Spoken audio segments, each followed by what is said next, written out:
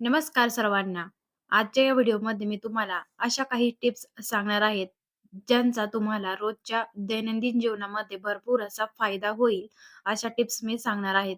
सर्वात आधी जी टिप्स आहे ना, ती गॅस सिलेंडर बाबत आहे.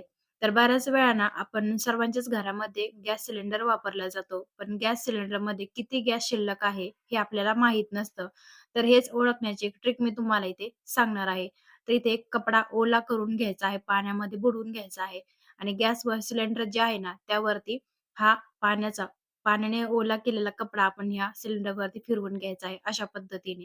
आता ना 5 ते 10 मिनिटं थांबायचं आहे, जोपर्यंत गॅस टाकीवर किंवा हे गॅस सिलेंडरवरचा भाग सुकला जात नाही तोपर्यंत. जी आपण ओली केलेली आहे टाकी इथं बघू शकता. आता एक 5 ते 10 मिनिटानंतर इथं बघते तुम्हाला मी जवळून दाखवत आहे.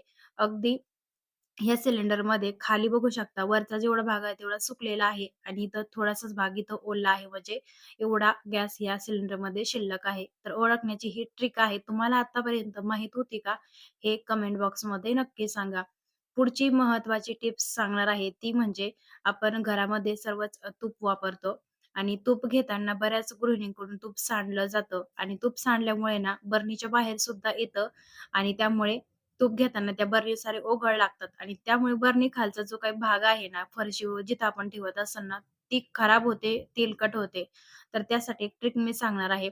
जुने झालेले मोजे किंवा सॉक्स आपण टाकून देतो.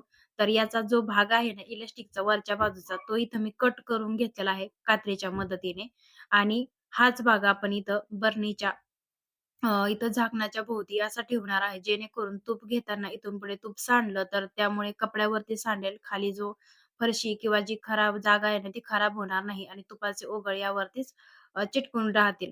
त्यानंतर पुढची महत्त्वाची टिप्स मी सांगणार आहे.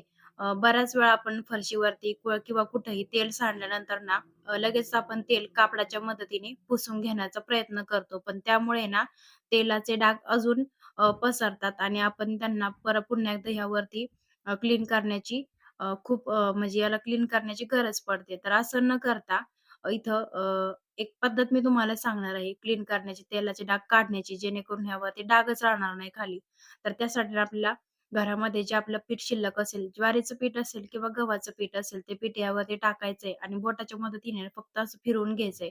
म्हणजे तेल आहे ना, हे संपूर्ण जे पीठ आपण ह्याच्यावरती टाकलं तेलावरती, तर पीठ आहे ना, तेल संपूर्ण शोषून घेतं. त्यामुळे तेलाचा डाग अजिबात राहत नाही. त्यामुळे इथं कापडाने पुसून घेण्याची अजिबात गरज नाही किंवा निरमा टाकून सुद्धा तेलाचे डाग काढण्याची, पुसण्याची गरज नाही. त्यानंतर अजून एक महत्त्वाची मी टिप्स सांगणार आहे. किचनमध्ये सर्वजणी आपण हात पुसण्यासाठी टॉवेल किंवा रुमाल वापरतो. पण बऱ्याच वेळा टॉवेल किंवा हा रुमाल आहे ना ठेवण्यासाठी जागा घरामध्ये, किचनमध्ये ठेवण्यासाठी शिल्लक नसते. तर एक ट्रिक मी तुम्हाला इथे सांगणार आहे.